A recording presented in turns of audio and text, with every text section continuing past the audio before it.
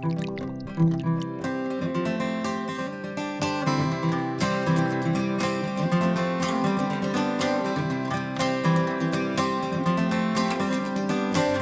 to whiskey kisses, the peaty taste of sin.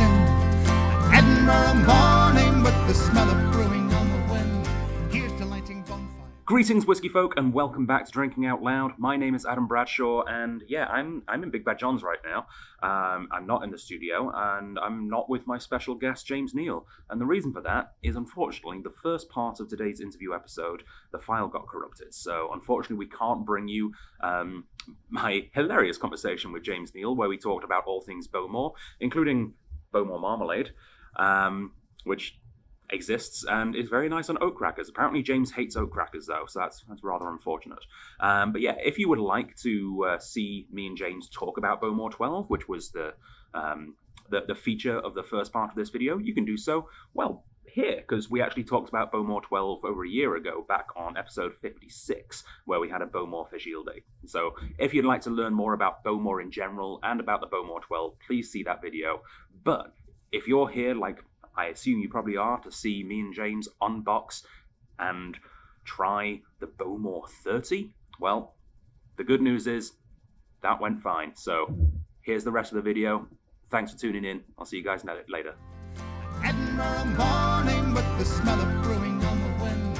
Here's to lighting bonfires. Okay, well, as promised, we do have a particularly epic whiskey, but first, I have a special gift. Because there's one thing I couldn't do last time when we were digital, because I can't pass things through a screen. Oh, don't do this. Don't do weirdness to me. You have to be an honorary member of our whiskey club. And to have that happen, you have to have a lapel pin. I'm putting this on now. Awesome. This is so cool. I appreciate it. Every time we talk, we hang out, it's so good. I mean, remember the first time we hung out? I do. Drank Lafroig Ian Hunter. Yeah. Yeah. I was wondering if I was allowed to say that, but... We weren't... let's not... Yeah, maybe not bring that up. Yeah, we were in my hotel room drinking 30-year-old really good whiskey from Lafroig. Yeah, that festival was a lot of work. Oh, it's going to be so much better now. I remember specifically thinking, after that festival, thinking, that was so much work, like... I might need a year off. I didn't actually mean it. Like, if I caused this whole thing, you got 2 years off. But hopefully next year. And if it does happen, you'll be here, right?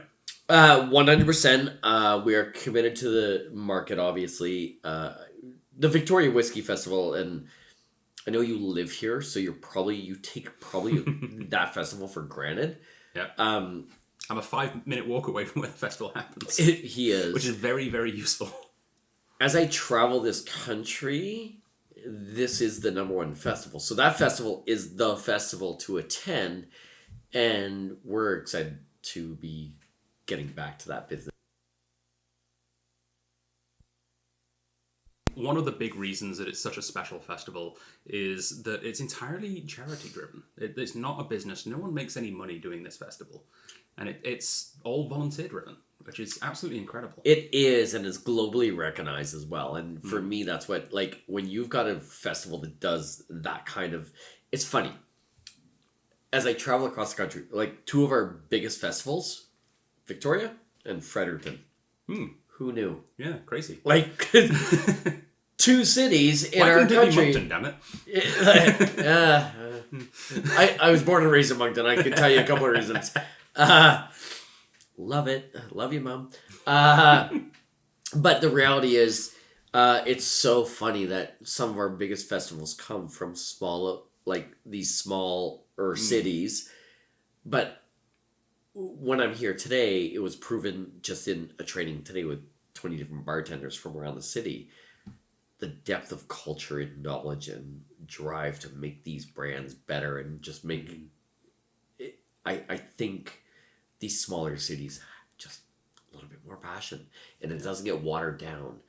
It's very front to focus, and I think that's why Victoria does so well with it. So I love the festival. Absolutely. And we are going to be drinking from that festival's glassware. Excellent. The 2020 Victoria Whiskey Festival Crystal Cut Glencairn. Because I think this whiskey is deserving of such a glass. Yeah, one 100% it is. Now, we don't have any more of these glasses available, but what we do have right now are the 2022 Victoria Whisky Festival regular Glencairns. Because the festival was cancelled, we are, of course, selling them again through our store. They are $15 and... about 2/3 of that goes direct to charity. So once we've covered the costs, everything else is going direct to the charity. Oh, really? So, yeah. That's so if you want super to pick cool. up a glass on the way out, I'll make sure you can get one. I will... He's just going to bill my credit card, trust me. Oh, yeah. Well, It's going to be a very expensive night. or Michelle's credit card. Thank you very much, Michelle, for helping put this together. Actually, it's all on Michelle. So, shall we? It's daunting, isn't it? We've never, ever on this show done a full unboxing. Like, we've had, the gift cartons, and we've opened it up, and, we've cracked the bottle for the first time. But this is legitimately the box this whiskey was delivered in. This, oh my god, this is one bottle.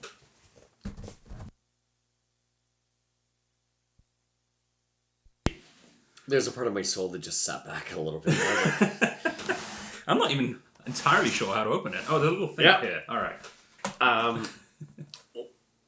Continue opening. I'll just... I can tell you guys, I've got a bottle of this at home. And...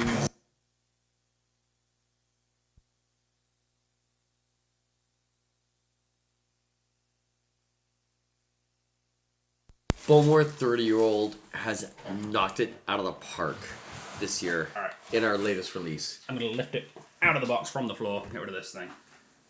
Because that... You can already tell from just the handle. Oh. White leather. Everything about this box. See myself behind it, it's great. It's so wicked. The packaging on this box is ridiculous. Wow. It feels like... I want to see him figure out how to open it. This is going to be the exciting part. Is it magnet? Yeah, Yes. it's magnet. It feels like I'm, opening a brand new car door for the first time. It's very Tesla-ish. Yeah. Or Aston Martin-ish, maybe? Maybe Aston Martin-ish? I've never been in an Aston Martin, so I couldn't really say. I have been. I've not been in a Tesla either, so... It's not very Honda Civic-ish, I'll tell you that. Yeah. Oh, wow. All right, I'll do that again, but backwards for you.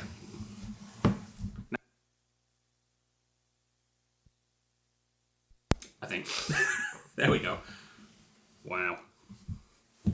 That is a wooden box inside a leather box. I feel like a babushka doll is happening here. Wait till you take a... Yeah, and it is, because Does this pop out as well, or is it... No. Okay. That's where it ends. Alright, so... Careful, rotate. What? I reckon this pops out though, doesn't it? Nope. Yeah. Oh! Oh, it does? You know what? I own this bottle? I didn't know that. I look like a jackass taking my bottle out now. Wow. Okay. I'm not entirely sure where to put this. Let's go there. Half in frame still. That... Yep. Is that acrylic or something? Isn't that crazy? So this really represents that ocean, that Atlantic sea salt. Yeah. And the water that is represented by Bowmore and how close we are to the Atlantic Ocean. And this box is, I think, stunning. That... Yeah. And it's so interesting, because from a design perspective, this would have been so hard to pull off. It would have been so easy to take this idea, put it into form, and be like, that is terrible. Yeah. But somehow this works, and it is incredible for it. And there's even writing in there as well. A timeless creation, defined, shaped, and crafted by the sands of time. Well, isn't that beautiful? All right. And it's so relative. Everything we do at Bowmore is about the art of time. We talk about the art of time. What does it mean? It means exactly that. It's like the sands through an hourglass, and we actually, in some of our series with a 27-year-old, we release it in the shape of an hourglass. Everything really is... We go through all these steps to make great whiskey.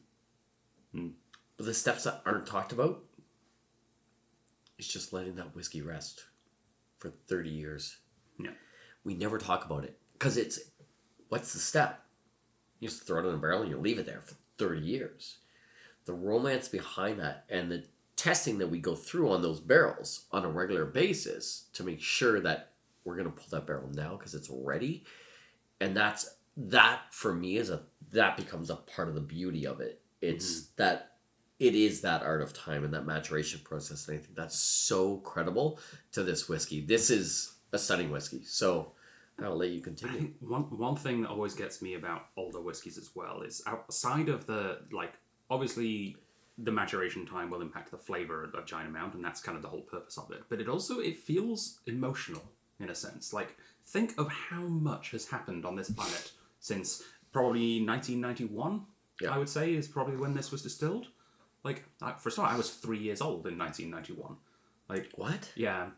I just turned. Because 30. you look 82. I know, right? I'm kidding, guys. I am so kidding. That's the walking stick outside. Yeah. The Zimmer frame in the corner. I turned 34 yesterday. So this is a great birthday present. Oh, I did hear about this, by the way. It is your birthday, so happy belated. Thank you. And, Let me get you a dram of Bowmore 30-year-old. I'm all in for that. But yeah, I mean, the idea of like how different everyone's life has been in those last 30 years. Like, where were you 30 years ago? Right? Moncton? I was in Moncton 30 years ago. I was 15. Oh, I won't bring up who I was dating. Love you, Caledonia Regional High School. Small school, like 32 kids in my graduating class. Very small school. Yeah, no, I was 50. Like, I don't even know. Right? And how much has your life changed in that time? And in that entire time, this whiskey has just been sat there waiting for you. Yeah, that's a little frightening when you say it like this. Right? Now I just feel old. Sorry. That's how I felt yesterday. It was very strange. Yeah. It was my birthday, and for the first time, I was like, I don't know that I want this. I think I had 3 drinks all day, because I was just like, I don't know how I feel about this. But I did go axe throwing, so that was pretty badass. Did you hit anyone? No, but I hit the target a few times. I even got a bullseye. Well, that's boring. Yeah. If you're gonna go ass throwing, throw it at someone. I took a peek. All right. And you should. It's a beautiful magnetic clasp, of course. Oh. Wow. Okay. So you've seen it. Now I'm going to take a proper look. Is that just engraved metal behind the? Yes, that's brass. That's brass, and it's got a little plastic protection sheet so you don't get fingerprints all over it. Correct. Very. Wait, that can't be right. Yeah. So it's bottled 2020, so it was probably distilled 1990 then. 3 years. Yeah. Yeah. One of Again, 2,900. he passed math. I did not. Well, it could be a year before that, of course. I liked it so much I took it twice. Math, that is. One of 2,976 bottles. Correct. Wow.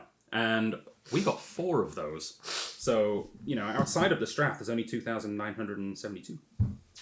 And you've got 1. 71. So yeah, because I got one at my house. So there's a little ripcord. Is that how you get it out? Yes, that would be the preferred way to pull a head bottle out. Ooh, oh, that's cool. Because if you, yeah. Nice. All right. I couldn't think of a way to do that whilst facing the camera, so I'm very sorry you didn't get to experience that with me, but... So, leave that open. Yeah. As I'm doing this, read this for them. Sure. Because look, I can sit here and tell you all the flavor notes and all that jazz. This has been honed. This has been refined. Way better refined. But as he's reading that, and I hold this bottle, I want you to see the color, and I don't know if you... Yeah, you can. I got an upper screen here. It's so dark. Yeah. This, to me, is just pure...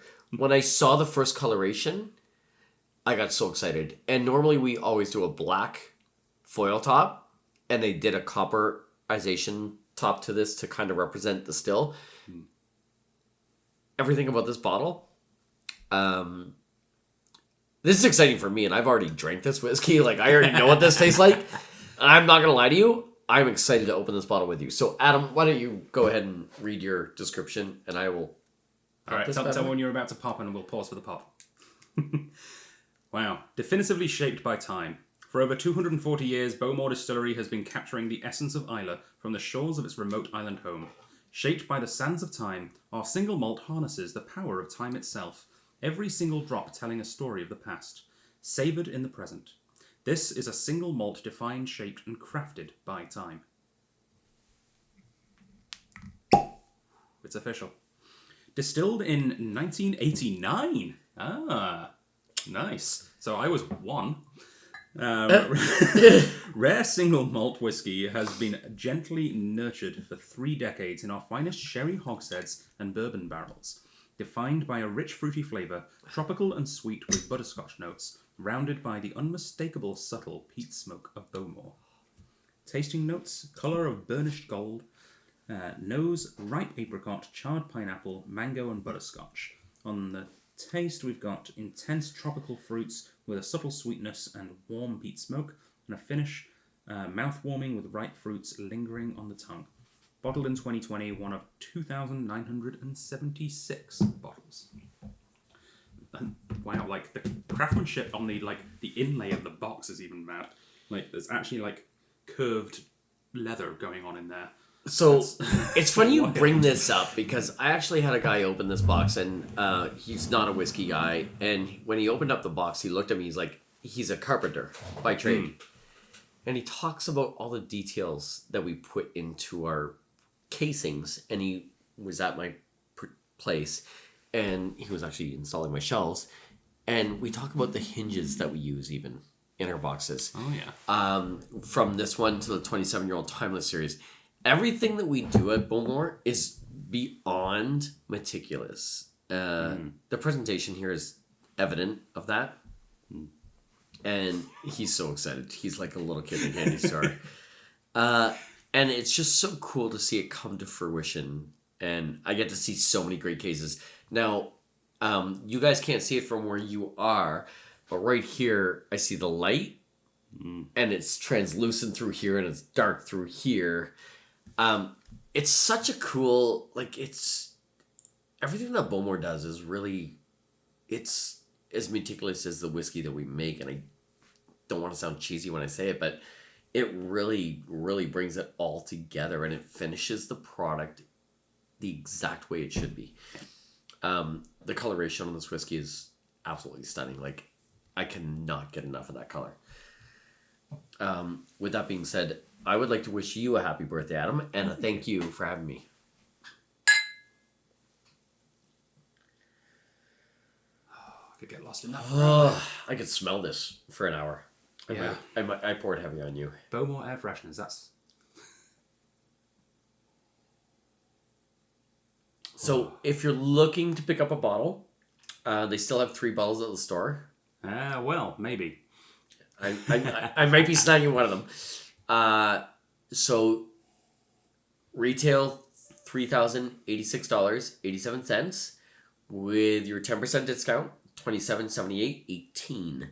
So what we're going to do is we're actually going to be sharing the rest of this bottle at a private tasting with some of our members, and we're going to be making sure that they have the opportunity to buy 2 of those 3 bottles, and we're going to save the last bottle at the very least. There might be more than one, but at the very least there's at least 1 left that will launch alongside this video on YouTube.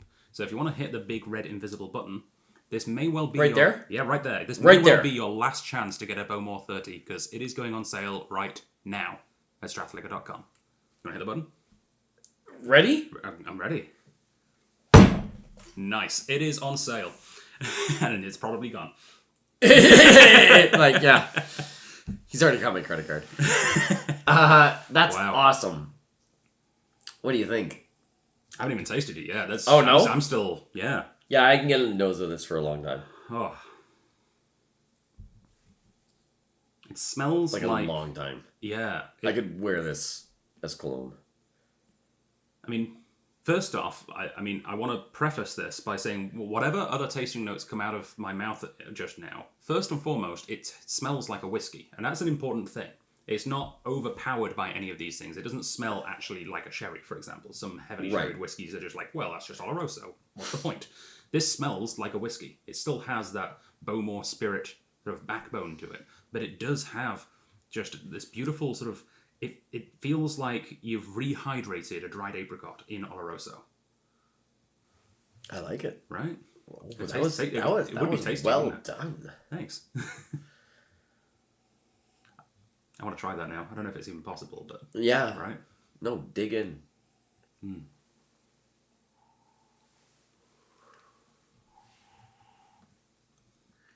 And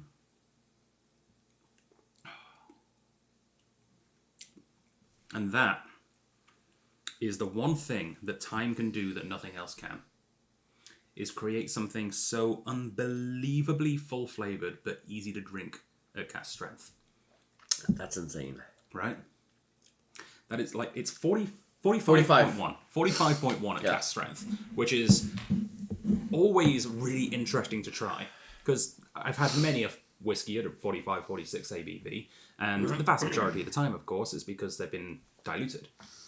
This has the same sort of lack of any kind of alcohol burn. There's nothing there in terms of like any kind of burn. There's nothing. But it's got every single last ounce of concentrated flavour in here. It punches high. Yeah, because water has not been added. Alcohol has been removed, essentially. Yeah, and that's a very good way of saying it and explaining it. So when we talk about cast strength often and we get into all these worlds and we think, oh, cast strength has got to be 50 plus minimum. Yeah. It's not the reality. The longer you age whiskey, the lower the ABV is going to go. Mm-hmm. These particular whiskeys are a great example. And when we get into the next one, Next episode. Another great example. Yeah, 2 episodes tonight. Double duty. Really good whiskey. Fantastic. Yeah. What's the number one flavor profile you get when you drink this?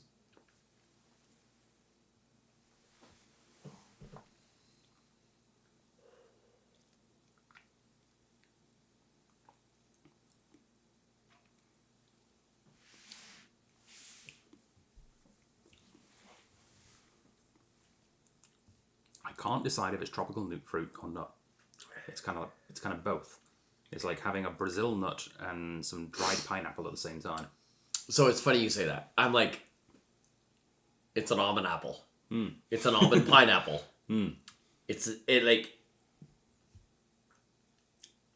Yeah. There's all those beautiful flavors coming through the sherry cask that really shine. Yeah. They really stand out. This whiskey for me is a standout. I'm so happy. Number one, the fact that you guys have that many bottles is insane. And I'm so happy to be able to sit here and share DRAM actually with you because we don't get to hang out enough one-on-one. But I mean, the distance between where you live and I live, to put it in European perspective, is probably about the same distance as like London to, I don't know. Australia. No. Slightly kidding. But yeah, no, it's probably like, I don't know, Madrid? No, it'd be further than that, wouldn't it? Canada's huge, guys. Yeah, if you don't know how big Canada is, it's a big country. Massive. Probably like London to Moscow or It's something. a 5-hour like, flight. That's mad. Yeah, that's like far reaches of Germany. That's going from England to Poland, pretty much, I think. Yeah. When I lived in Vancouver and I went to visit my family for Christmas, I went from Vancouver to New Brunswick, and my business partner at the time went from Vancouver to England faster. Amazing. And cheaper. It's a whole other issue. Don't get me going. Yeah, that sounds about right. Yeah.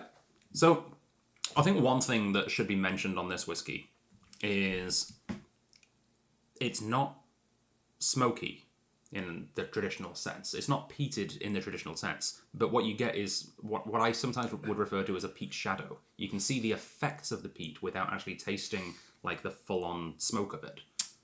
It's a good thing you bring that up because when you get into the world of peat, a lot of people associate Islay with big, bold peat flavors. We associate Bowmore with a balanced peat flavor, which I talked about with the 12-year-old.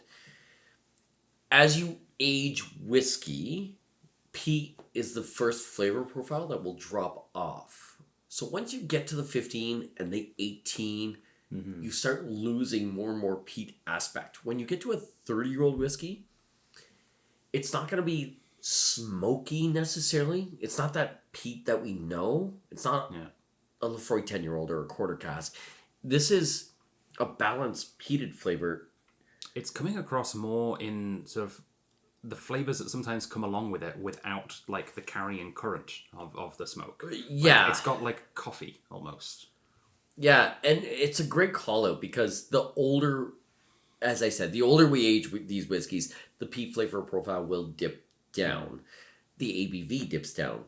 But some of the flavors of the new make spirit really start to shine through in that. Yeah. And now we start to get to taste some of these fruit notes that are really prevalent in the Bowmore new make.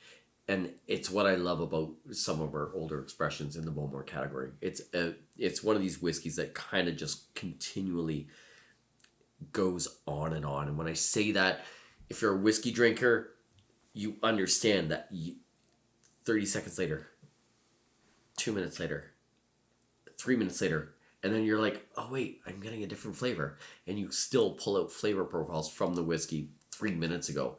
And that's a successful whiskey in my mind. Yeah, absolutely. Depth. Absolutely.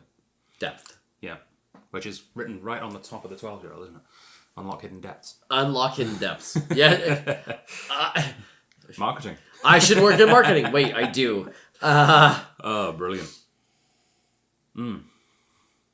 There's one note which I was expecting, in a sense, to get, which I haven't found, which is neither here nor there. I don't think it's a good or a bad thing. It's just a thing. I'm used to getting that sort of lavender note in the older Bowmores, and I'm not really getting that in this one. I'm glad you brought this up. So if you know Bowmore brands well, in the early 80s, we had a history of having some lavender and what we would call soapy notes that really stuck with the brand. Not in a positive way. But it's funny because people these days go back and look for it. It's got a following. It's got a huge following. Hence why Bowmore is the second most collected single malt scotch in the world. That'll do it. It has become...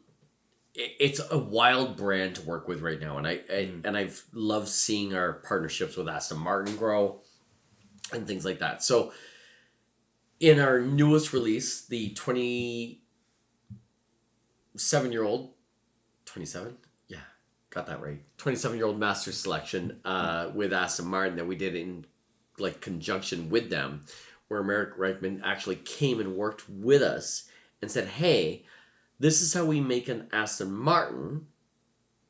Yeah. We said this is how we make whiskey, and then we let Merrick and Ron Welsh work together and said, how do we create an Aston Martin whiskey? And that's kind of what we did, as crazy as it sounds. And it's like, it doesn't sound logical in your brain. They worked on this for years and they came up with this newest release.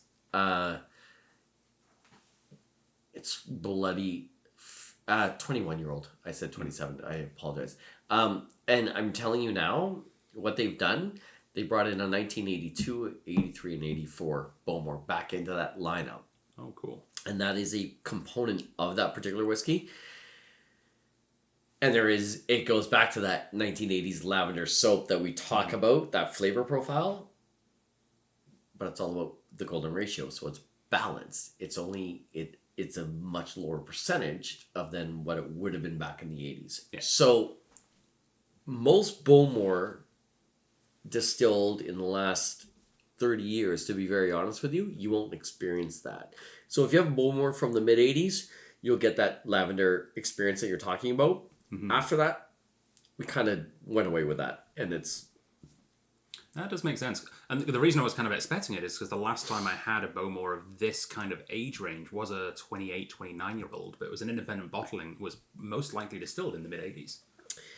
And independent bottlings are a whole different ball game. You and I know it. It's a crazy market for that world. I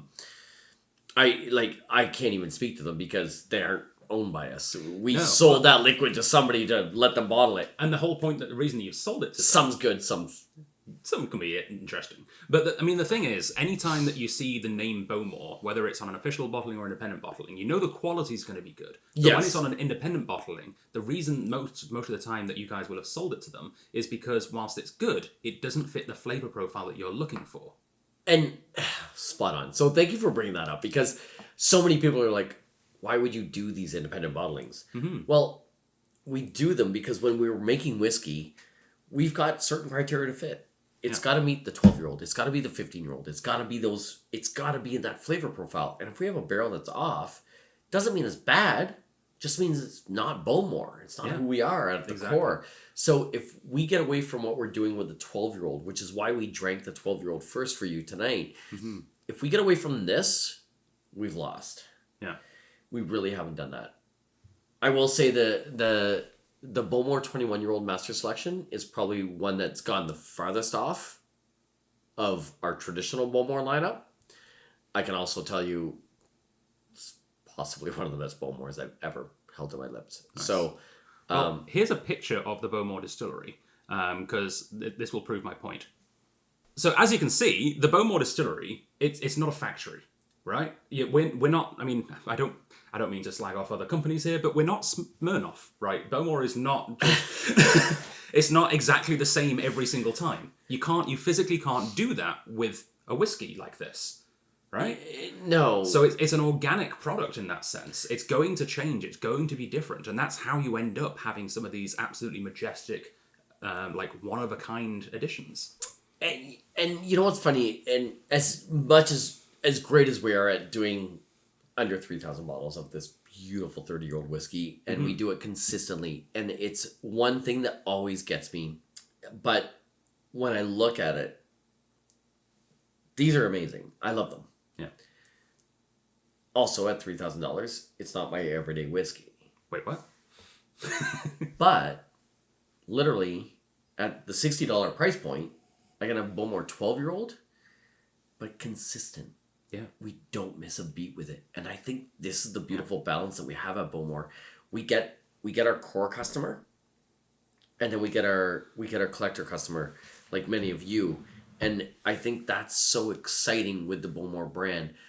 The future for Bowmore, I will tell you this,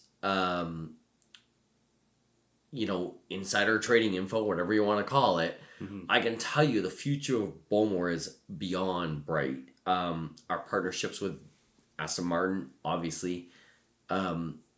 These things have only highlighted our brand to a different level.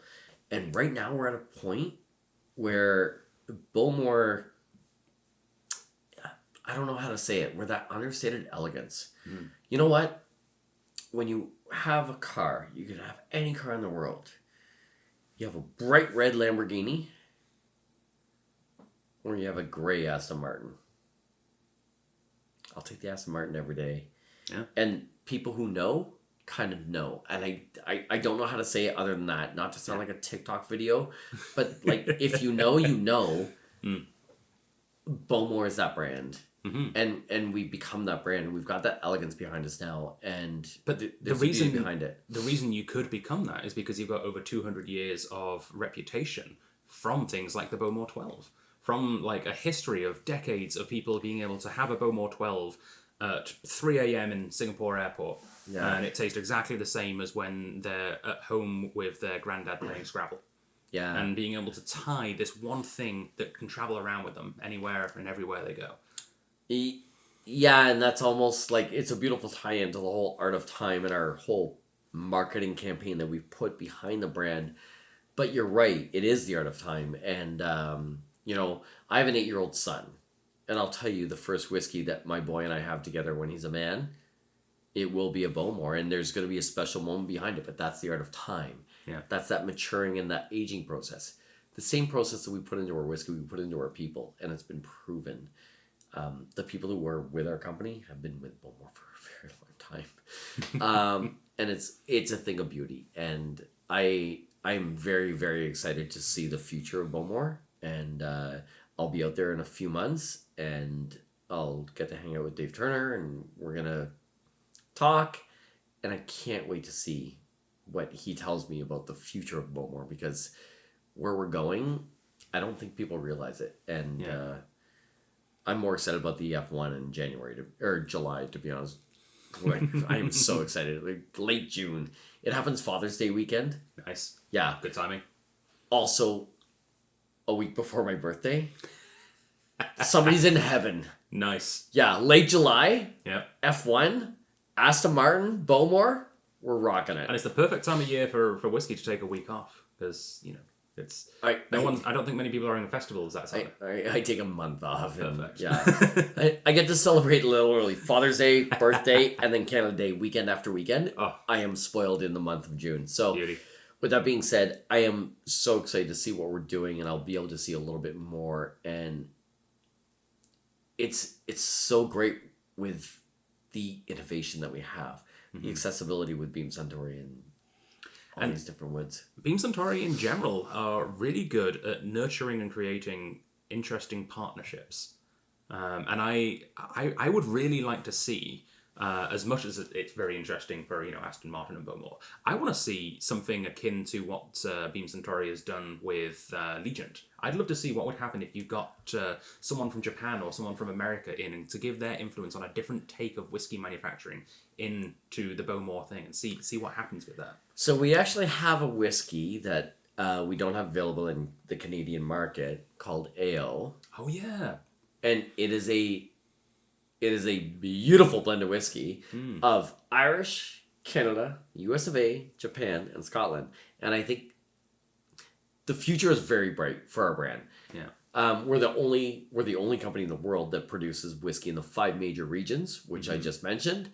And I think that gives us accessibility to things that people can't even imagine, to be honest with you. Yeah. I can't imagine our competitors going, oh, if we just had that much Japanese oak. And I'm like, you don't, sorry.